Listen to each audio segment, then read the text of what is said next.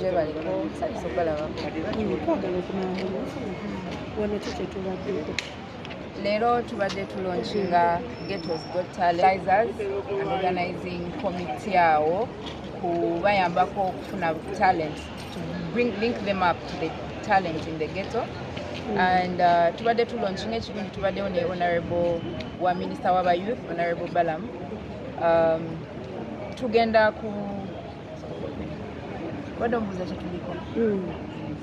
Yes, so Ghetto Got Talent egenda kukirira wansi mu ghetto tunoonyeyo abaana abalina talanta ez'enjawulo omuli okuyimba, omuli dancing, acrobatics, batugambye n'abo abazzi, ba artist, ba painters, ekintu kyonna ng'okiwulira tewasooka kugenda ku ssomero okusobola okukikola ate nga si nti buli muntu akisobola awo oba otuuse ku talent yo.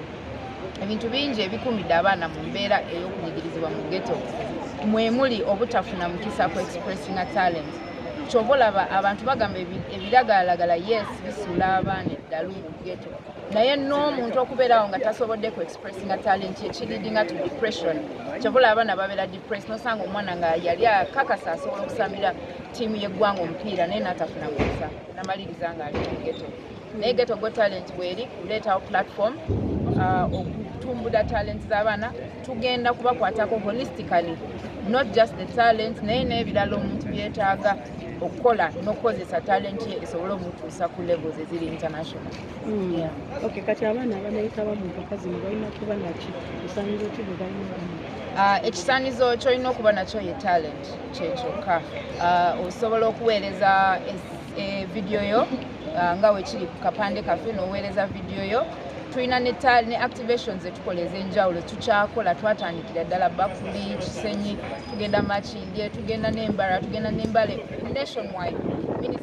Minister pledges otukwatirako n'okutambula wamu naffe tugende nga tugenda mu ghetto zonna ez'Ebusia, amagye g'Ebusia tujja twagala tulabe nti buli tugenda nga tubalondayo kubanga abamu tebalina access kufuna masimu na kuweereza videos so ffe tugenda bakimayo okufish them out. Abayimbi basikirizibwa okweyunga ku kino ekintu talent yonna muli singing, dancing, poetry, art, anything talent, football, woba gojjagolinga omupiira n'obukolooja kyonna oba talent yonna nga we mulaba America's Got Talent, British Got Talent, welcoming omuntu yenna nga kyalaba kyakola kiri entertaining ate kyanjawulo ba magician twagala bonna basobole okujja otweyunga. So tugambe mukopya Britain's Got Talent tuli inspired by kubanga okukopa kiba kyanjawulo naye inspiration mwevudde ate we are inspired by the ghetto kids as you've seen mu kalango kaffe tukolera nawo they are part of the ambassadors for this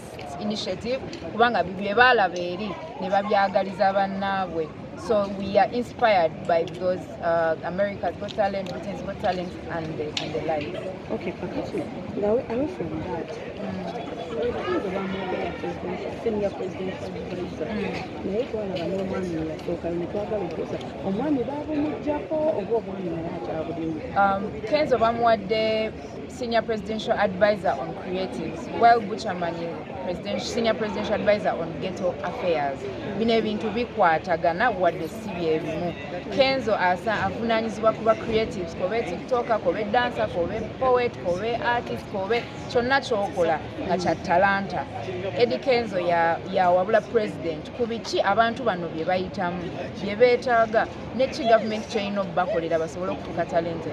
And I really believe he deserves it because yejje from zero to something n'atuuka waali asobola okunnyonnyola gavumenti n'abaasoma ne PhD zaabwe nga tebabitegeera najja n'abannyonnyola bulungi omuyimbi kye yeetaaga okukola okutuuka waayina ne gavumenti waweeyina omukwatirako.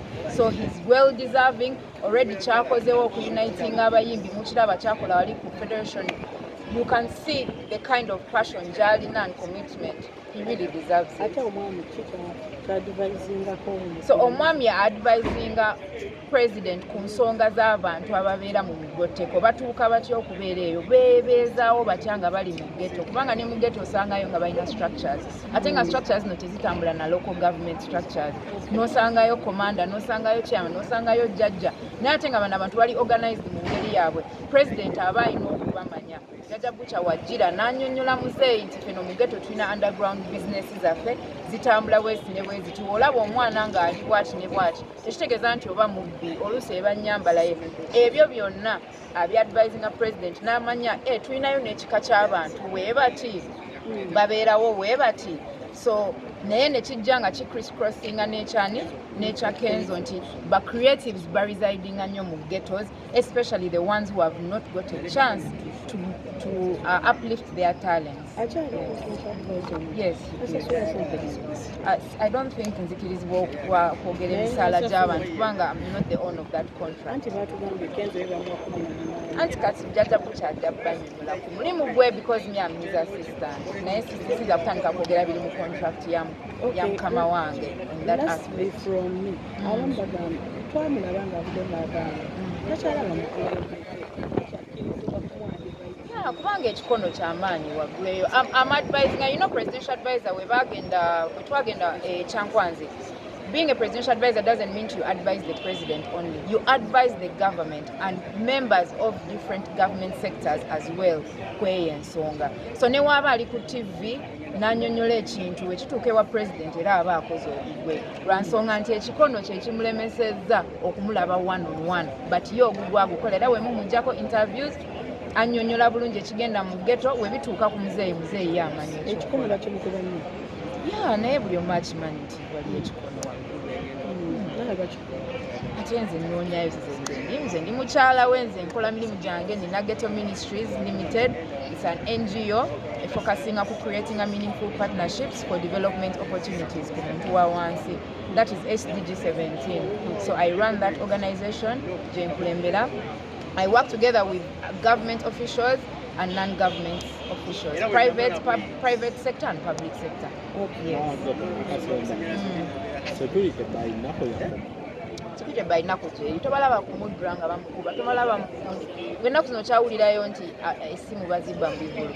Security by Napoleon ekola. Wabeerawo covert ne overt.